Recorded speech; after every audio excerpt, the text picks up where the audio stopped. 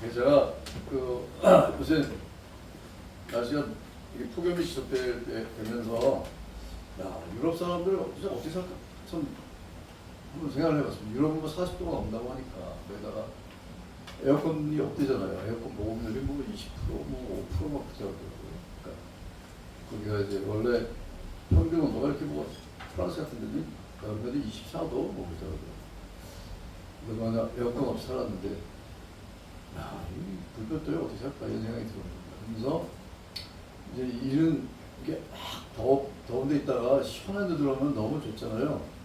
그러면은 정말 이 땡볕에서 막 있는 것하고 그 다음에 시원한 데 온 거하고 우리 시원한 데 오면 이거 천국 같다 이런 생각이 들지 않습니까?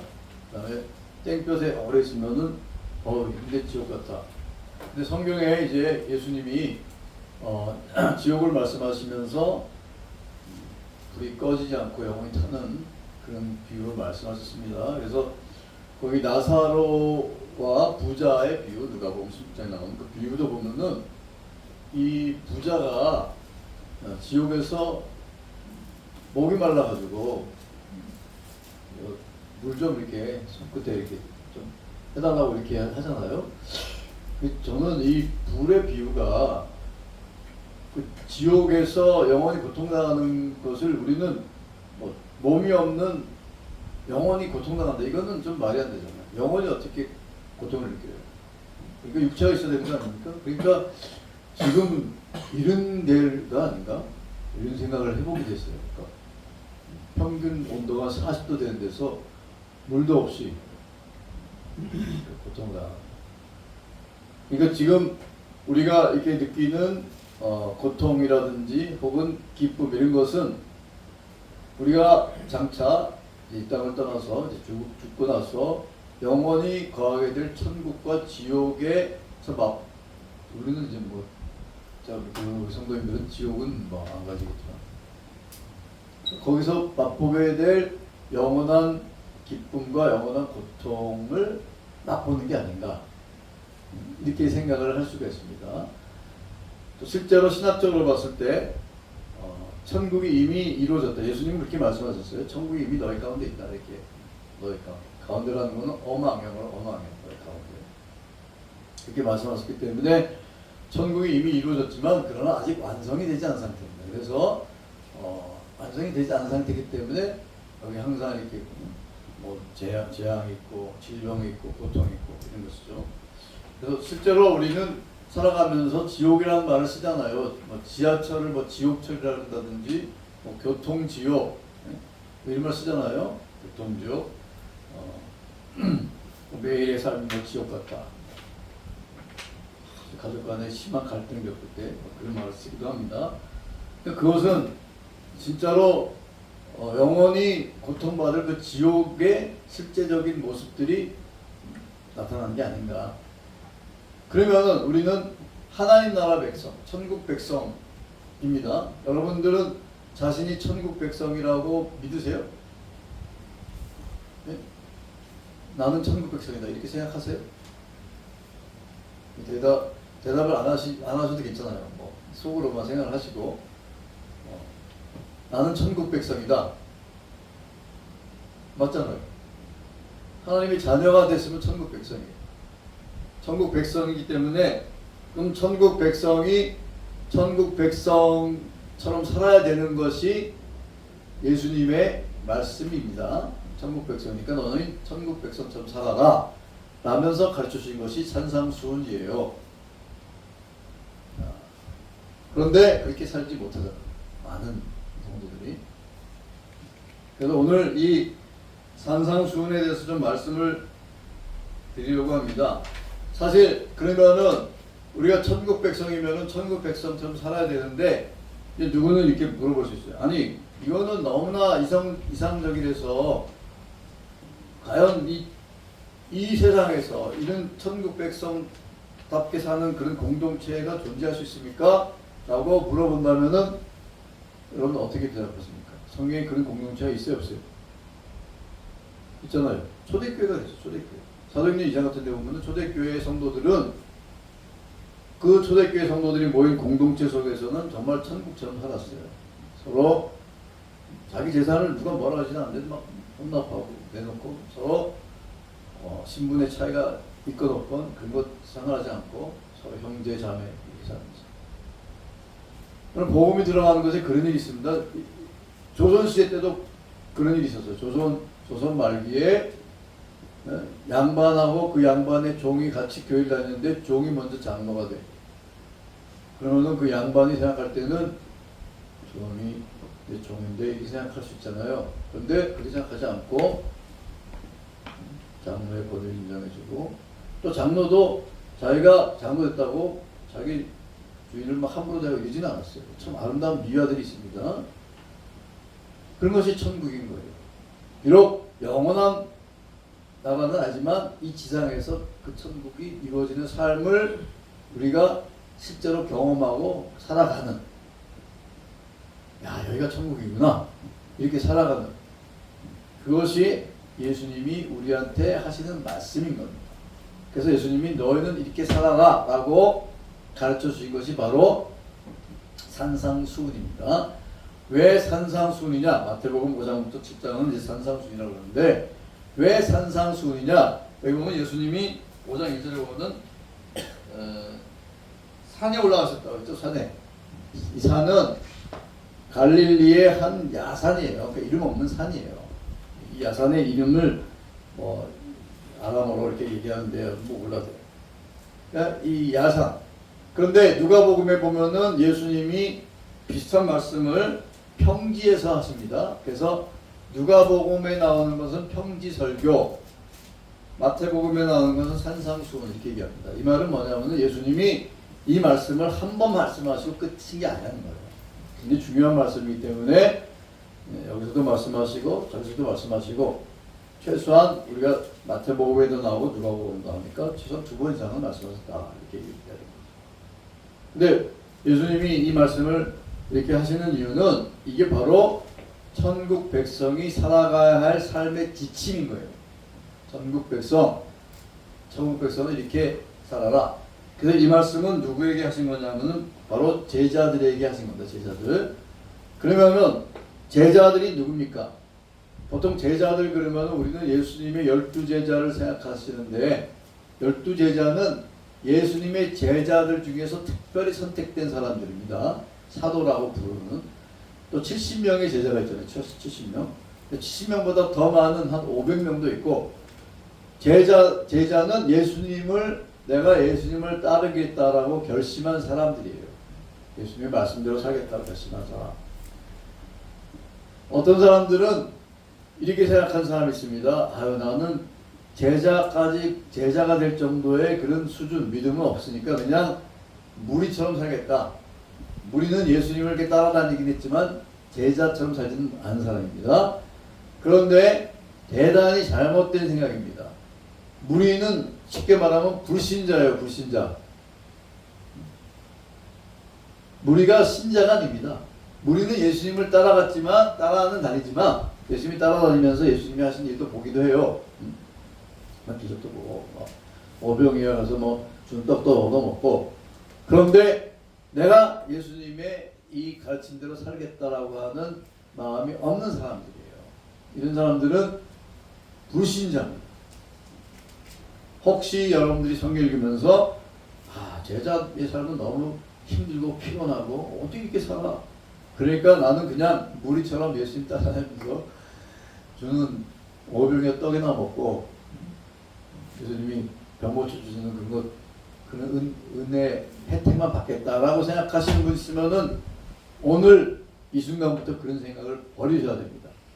다시 한번 말씀드리지만 무리는 누구라고요? 불신자예요. 불신자. 무리는 구원을 못 받습니다. 그러니까 제자 중에 등급이 있어가지고 물론 성경에 보면 예수님의 12제자 특별히 선택을 하셨죠. 그런데 그걸 보고 제자 중에 등급이 있어서 나는 제자라는 이름을 붙이기에 좀 쑥스럽다 이렇게 생각을 하실 수가 있어요. 그렇지만 성경적으로 봤을 때 예수님을 믿기로 작정하고 예수님의 말씀대로 살려고 하는 사람은 쉽게 말해서 구원받은 하나님의 자녀는 모두 다 제자인 겁니다. 약간 충격을 받은 듯한 얼굴. 이게 성경입니다. 성경이 가르치는 게 그래요. 그래서 우리가 이제 또 되게 우리 80년대, 90년대 이후로 제자 훈련 프로그램 이런 게 교회에서 많이들 하잖아요. 제자 훈련 우리는 먼저 그런 거 하지만 많은 교회들이 제자 훈련 프로그램 나가지고 제자 훈련 프로그램 받은 사람들, 그래서 이제 대체로 이제 뭐 리더가 되려면 제자 훈련 프로그램 받아야 되고 전도 폭발 받아야 되고 뭐 이런 그래서 뭐 여러 가지 그런 양 프로그램들이 있는데 그 중에 제자 훈련 프로그램. 그래서 제자 훈련 프로그램 받은 사람은 제자고 나는 그런 훈련 못 받았으니까 나는 제자가 아니다. 이렇게 생각하면 안 되는 겁니다. 그래서 특히 오늘 이 말씀에 대해서 제가 요 얘기를 좀 해야 될 것 같아요. 이 말씀을 이제 읽어보면은 제가 그 얘기 몇 번 해봤지만 마태복음 5장부터 10장을 산상순이라고 하는데 이 산상순의 말씀은 너무나 우리의 삶보다 이상적인 그 삶을 얘기를 합니다. 여기 말씀을 그대로 지켜 살기가 너무나 어려워요. 특히 8복 같은 경우도 심령이 가난한 자는 복이 있나니 그랬는데 여러분 우리 이 세상은 심령이 가난한 사람을 존경하고 그런 사람을 참 칭찬하고 이런 세상입니까? 네? 이 세상은 욕심 없는 사람은 당장 퇴출당하는 세상이에요. 여러분 우리가 살고 있는 이 대한민국 21세기 이 대한민국을 이렇게 만든 사람들은 전부 다 어떤 사람들이에요? 보통 사람보다 더 이 생각하는 수준이 크고 욕심이 큰 거죠. 욕심이 크고 나는 월급 300만 원에 만족합니다. 이런 사람은 큰일 못합니다. 소위 말하면 우리 다 직장 다니시는 분, 사업하시는 분 아시겠지만 사람들이 야 300만 원 그래도 큰 거 아니냐 이렇게 생각하는 사람이 있는가 하면 나는 300억 그 옆에 있던 사람이 야 300억 가지고 무슨 나는 300조 이러면 이제 확 따라요. 그런데 이 세상은 300조 욕심을 갖고 있는 사람이 성공하고 그 사람이 어마어마한 일을 벌이고 이렇게 하는 거예요. 그게 이 세상이에요. 그런 그런 사람을 존경하고 그런 사람이 능력을 갖고 있는 그렇게 우대받는 세상이기 때문에 우리가 성경이 가르치는 자족하는 마음, 심령이 가난한 사람 이런 사람은 이 세상에서는 도저히 감당이 안 되는 겁니다. 어떻게 살아요? 그리고 예수님이 여기 우리가 다 읽어보지는 않았지만 뭐 노하지 말라, 뭐 살인하지 말라. 율법에는 10계명에 살인하지 말라, 제6계명은 살인하지 말라인데 예수님은 10계명보다 더 이 계명의 범위를 넓히셨습니다. 내가 살의, 저는 정말 죽이고 싶다. 살의가 있어. 저는 좀 죽었으면 좋겠다. 이런 마음이 있지만 실제로 그 사람을 죽이지 않았다 그러면은 10계명에 6계명을 범한 것이 아니다. 구약시대는. 그런데 예수님의 말씀은 너가 실제로 살인을 하지 않았어. 너 네 마음속에 살인을 하고 싶은 마음이 있었다. 네 죄다. 여러분 도스토옙스키가 쓴 까라마조프가 형제들 제가 얘기 몇 번 했지만 거기 보면은 그 큰형이 드미트리인가? 드미트리가 고소당해가지고 그 깜빵이 가잖아요. 왜? 드미트리는 실제로 아버지를 죽이지 않았어요. 아버지 죽인 거는 그 서자 이름 뭐죠? 스메르자고 뭐지? 하여튼 서자가 죽이잖아. 근데 서자가 이 형이 그렇게 아버지를 미워하고 아버지가 죽었으면 좋겠다라고 하는 걸 알아. 그래가지고 죽인 거거든요. 그래서 이 디미트리도 자기가 죄가 없지 않다라고 판단하는 거예요. 이 소설이 말하고자 하는 것은 성경이 얘기하는 도스토옙스키가 하나님의 구원받은 하나님의 사람이에요. 그런 것을 소설에다가 녹여. 그러니까 예수님의 말씀은 내가 실제로 남의 물건을 도둑질하지 않아도 저거 물건 갖고 싶다. 내가 실제로 저 사람하고 간통을 하지 않았어도 음란한 마음을 품었다. 그건 간통이다. 그리고 성경 예수님의 말씀은 십계명보다 더 우리의 행동을 어떻게 보면 더 제한하는 거죠. 더 엄격하신 거예요. 라가라 하는 자는 지옥불에 들어간다. 라가가 뭐예요? 에이, 멍청한 놈, 멍청한. 아이, 바보. 여러분, 여태까지 살아오면서 바보란 말 한 번도 한 적이 없으세요? 아, 바보 해놓고 자기 실수하니까, 아, 바라보고 싶은 사람, 뭐, 이렇게. 근데 바보라는 말이 우리가 뭐, 바보였다고, 그 무슨 죄지? 예수님 지옥불에 들어간대요, 지옥불에. 그리고 네 오른손이 시족하면 손을 잘라버리는 거예요. 오른손이 시족하면 빼어버리는 거예요. 그러면 성경 말씀대로 살면은 성도 중에 맹인이 아닌 사람이 없어야 돼요. 손발이 멀쩡한 사람이 있으면 안 됩니다. 성경대로 진짜 말씀대로 살면. 그러니까 이 말씀을 어떻게 지켜? 이거 뭐, 야, 이거 그래서 심지어 마틴 루터 여러분 아시죠? 종교학자 마틴 루터. 네? 마틴 루터. 마틴 루터도 이 본문을 해석할 때, 아, 이거는 진짜로 이렇게 지키라고 하신 말씀이 아니라 우리가 얼마나 하나님의 말씀을 지킬 수 없는가, 우리의 행위는 절대로 지킬 수 없으니까 이거는 절대로 하나님의 은혜, 예수님의 그 십자가의 구속의 은총 없이는 우리는 구원을 받지 못한다라는 사실을 상기시켜주기 위한 것이다, 이렇게 얘기했는데 마틴 루터가 성경을 잘못 본 겁니다. 그렇게 해석하면 안 되는 거예요. 만약에 그런 식으로 해석하면은 예수님 뭐하러 이 말씀 하셨어요? 이 말씀을. 마태복음 5장, 6장, 7장. 이런 말씀이 우리한테 부담이 되는 건 사실이죠. 왜냐하면 이렇게 살지 못하니까. 억지로 5일 가보자 하면 10일 가라고 하니까 이게 말이 되는 거죠. 우리 같은 성도들도 야, 너 왜 그 바보같이 이렇게 얘기할 판인데 예수님이 그렇게 하라고 말씀하시니까. 그래서 여기에 대해서 뭐 여러 가지 해석이 있는데 제가 여러 가지 해석들 다 여기서 말씀드리고 싶지가 않습니다. 다 쓸데없는 얘기들이고, 결론은 뭐냐? 예수님이 이렇게 하신 말씀은 실제로 이렇게 살라고 하신 말씀이에요. 실제로 너희는 이렇게 살아라. 너희가 천국 백성이니까 이렇게 살아라. 딱 두 가지만 얘기할게요. 이거는 이렇게 살아야지 천국에 갈 수 있다라는 얘기는 절대로 아닙니다. 그렇게 해석하면은 천국에 아무도 못 가요. 아무도. 100년에 한 명 정도 모르겠어요. 100년에 한 명도 갈까 말까. 100년의 지구상에서 딱 한 명. 아무도 못 갑니다. 그렇게 살 수가 없어요. 그렇지만 분명히 예수님은 이렇게 살라라고 말씀하십니다. 너희가 내 제자가 되길 원하느냐? 이미 제자가 되었느냐? 그럼 너희는 이렇게 살아라 라고 말씀하신 겁니다. 그래서 이 말씀을 우리가 지키며 살려고 노력해야 돼요. 왜냐하면 5장 20절 48절 이 두 구절이 굉장히 중요한데 20절 보세요. 20절 같이 읽어봅시다. 내가 너에게 이르노니 너희가 서기관과 바리새인보다 더 낫지 못하면 결코 천국에 들어가지 못하리라. 예. 우리 의가 서기관과 바리새인보다 더 나아야 된다는 거예요. 서기관이나 바리새인들은 굉장히 율법에 충실하게 살려고 노력했습니다. 그리고 여러분 17절 18절 보세요. 17절 18절 같이 읽어봅시다.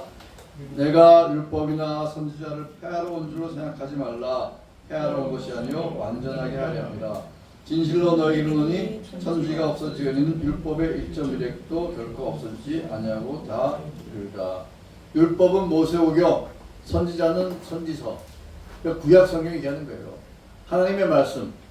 그러니까 율법, 사도 바울의 이 가르침 때문에 율법을 굉장히 부정적으로 보는 잘못된 시각이 있을 수 있어요. 그러나 사도 바울의 로마서도 잘 읽어보면은 율법이 선한 것이라고 분명히 얘기해요. 율법이 나쁜 게 아니에요. 율법은 하나님의 말씀이에요. 하나님의 말씀이 나쁜 겁니까? 하나님의 말씀이 나쁜 게 아니에요. 하나님의 말씀 때문에 우리가 죄인이라는 것이 드러나는 것 뿐이지 하나님의 말씀은 잘못된 게 아니에요. 누구도 하나님의 말씀을 제대로 지킬 수 없어요. 그래서 예수님이 하나님의 말씀을 폐하러 온 것이 아니라 이걸 완성하려. 예수님이 유일하게 인간으로서 율법에 온전히 순종하신 분이에요. 그 죄 없는 분이 율법을 완성하기 위해 십자가에 달려 돌아가신 것이죠.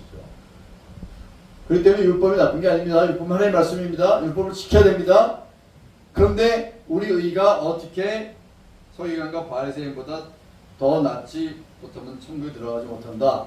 그러면 우리 의가 서기관과 바리새인의 의로 나으려면은 우리가 율법을 더 잘 지켜야 된다. 이렇게 얘기할 수 있는데 그것도 맞고 결국 이거는 이제 예수님의 의를 힘입어서 우리가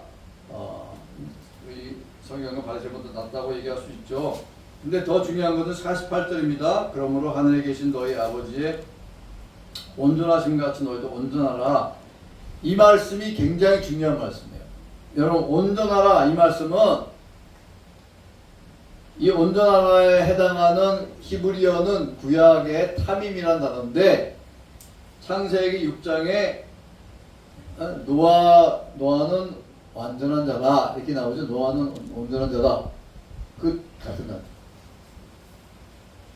그러면 노아가 온전하다고 할 때 이 말은 무슨 말이냐? 또 아브라함한테도 하나님이 창세기 15장에 너는 하나님 앞에서 완전하라 이렇게 말씀하세요. 이 온전하다는 것은 하나님의 말씀대로 살려고 노력하라 그 뜻이에요.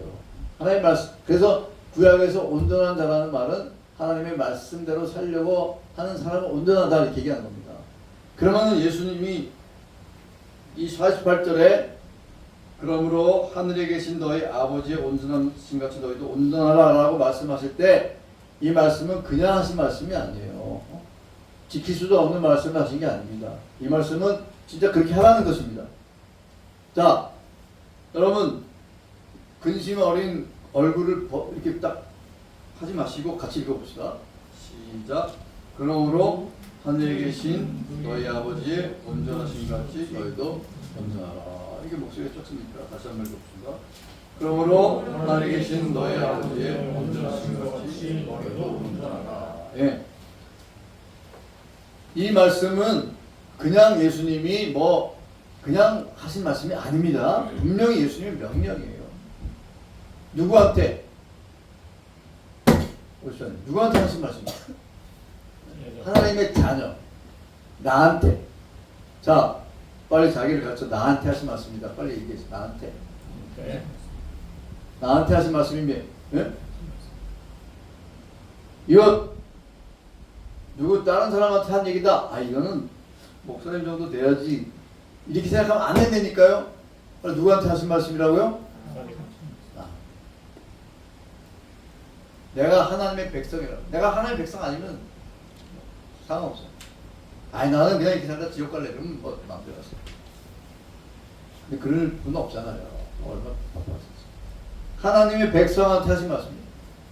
그러면은 이 말씀은 자 여러분 이 말씀 생각을 할 때 우리가 이 말씀을 잘 생각해 봐야 돼요. 이 말씀은 예수님께서 제자들에게 하시면서 제자들이 이 말씀을 지킬 수 있는 가능성이 조금이라도 있으니까 하신 말씀입니까? 전혀 가능성 없는데 하신 말씀입니다. 전혀 가능성 없는 말씀. 자, 비유컨대 수학을 30점 받는 학생한테 너는 수학 100점 맞아라 이렇게 얘기하면은 야 어떻게 말이 되는 소리냐 이렇게 얘기할 수 있잖아요. 그 비유가 약간 이게 비유가 될지도 모르겠는데 하여튼 뭐 그런 비유라고 칩시다. 그러면은 그 선생님이 수학 30점 맞는 애한테 너 100점 맞아라 라고 얘기할 때는 얘가 100점 맞을 가능성이 있으니까 하는 겁니다. 그리고 좋은 소식은 내가 너 100점 맞게 해주겠다 그 뜻입니다. 네? 여기 선생님들 몇 분 계시죠? 맞죠? 이게 이 헬라어의 시제가 미래 시제로 되어 있어요. 이게 좋은 소식이에요. 그러니까 예수님의 말씀은 내가 하늘에 계신 너희 아버지의 온전하신 같이 너희도 온전하라. 그렇게 온전하려고 너희가 힘쓰고 애쓰고 노력할 때 내가 반드시 너희가 온전하게 될 수 있도록 도와주겠다고 하는 약속인 겁니다. 헬라어 시작을 이렇게 돼 있어요. 그러니까 이 말씀은 하나님의 명령이자 약속이에요. 너 30점 맞지? 너 100점 맞아. 이렇게 얘기할 때 선생님이 내가 너 100점 맞을 수 있도록 도와주겠다. 100점 맞는다고 뭐 하루아침 100점 맞는 건 아니죠. 30점 맞던 애가 열심히 갑자기 60점 맞아. 70점, 80점. 100점을 못 맞더라도 100점을 목표로 두고 계속 점수가 올라가는 거예요. 이 말씀의 뜻이 그 뜻입니다. 여러분 이 말씀의 뜻을 분명히 아셔야 돼요. 헬라어의 텔레이오스, 그 다음에 히브리어 타밈, 이제 성경에 나오는 얘기들을 쭉 뭐 다 얘기하지 않았는데 그런 뜻입니다. 그래서 예수님이 우리한테 너무 무리한 요구를 하신다 이렇게 생각하면 안 되고, 주님이 우리한테 이렇게 말씀하실 때는 주님께서 우리가 이렇게 살 수 있도록 도와주겠다는 겁니다. 그래서 우리가 신학적으로 얘기할 때 이 말씀이 어떻게 가능하냐?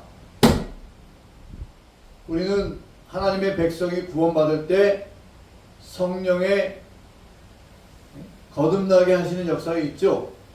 위로부터 하늘로부터 내리는 중생의 은혜가 있는 거예요. 성령의 거듭나게 하시는 역사로 말미암아 성령이 온전케 하시는 그 능력으로 우리가 주의 말씀 붙잡고 믿음으로 살 수 있도록 도와주는 겁니다. 많은 성령님이 우리를 도우신다는 거예요. 그래서 오늘 이 말씀을 그냥 한 귀로 듣고 한 귀로 흘릴 게 아니라 주님께서 우리한테 이거를 이렇게 살라고 말씀하신 거구나. 방향이 분명한 거예요. 방향. 내가 지금 에베레스트 산의 밑바닥에 있을지라도 내 목표는 저 에베레스트 산이다. 그 목표가 분명한 거예요. 한 걸음 한 걸음 올라가다 보면 해발 100m, 해발 1000m, 해발 1000m에서 끝날 수도 있어요. 그렇지만 그렇게 그 산을 향해서 올라가는 그 목표와 방향을 예수님이 주신 것입니다. 이게 우리가 살아가야 할 삶의 목표인 겁니다. 다소 충격받은 얼굴이신 것 같은데 신선한 충격이 되길 바랍니다. 그래서 이 가르침에 완벽하게 도달할 수 없을지라도 이런 삶을 목표로 해야 돼요. 이거는 뭐 아무 나랑 상관없다 그러면 예수님하고 상관없는 거예요. 그렇게 살면 안 돼요. 예수님이 제자한테 주신 거니까. 나는 제자다. 그 우리가 제자 훈련 프로그램대로 제자 훈련 거기 공부도 해오고 이렇게 하는데 그런 건 안 하지만 주님이 우리한테 하신 말씀대로 살려고 하는 게 제자 훈련이에요. 그 제자 훈련.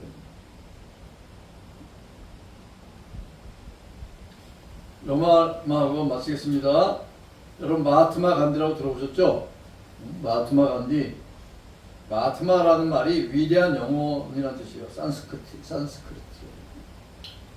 이 간디는 기독교 신자입니까? 힌두교 신자. 간디가 힌두교 신자입니다.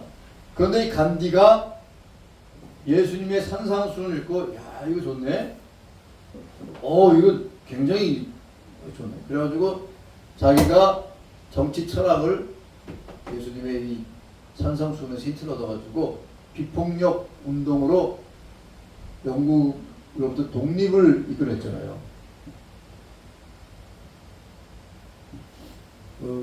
이게 우리는 그 사람이 힌두교 신자, 기독교 신자가 아니고, 그런데 주님의 말씀의 깊이를 알고 그 말씀을 자기 정치처럼 살아왔어요. 그러면은 우리는 예수님의 자녀인데, 예수님의 자녀도 아닌 사람이 예수님의 말씀을 듣고 굉장하네 이렇게 했으면은 우리는 자녀니 우리 아버지가 하신 말씀, 우리 부모를 닮아가는, 제가 늘 하는 얘기지만 자식은 부모를 닮아야 돼요. 그걸 하나님 기뻐하시는 거예요. 얼굴 생김새만 닮은 게 아니라 성품이 닮아야 되는 거예요. 성품, 가치관과 인격과 성품을 닮아가야 돼요. 어제보다는 내일 낫고 내일보다는 모레가 낫고, 물론 약간의 이렇게 골짜기 같이 내려가는 얘기지만 그래도 조금씩 이렇게 하나님 아버지를 닮아가는 그런 목표를 가지고 살아가야지 이것이 우리 성도의 삶이다. 오늘 가슴 깊이 간직하고 살아가는 우리 성도들 되시기 바랍니다. 주님이 주신 말씀은 그냥 뭐 장식품처럼 주신 게 아닙니다. 우리도 이 말씀대로 살려오신 거예요. 이 말씀 여러분들한테 삶의 고귀한 목표가 되는 그런 결단한 시간이 되시길 바랍니다. 다 같이 기도하겠습니다. 자비로우신 하나님, 오늘 주님 주신 말씀 가슴 깊이 간직하며 주의 말씀 순종하며 사는 믿음의 성도 될 수 있도록 축복하여 주시옵소서. 감사드리며 예수님의 이름으로 기도하옵나이다.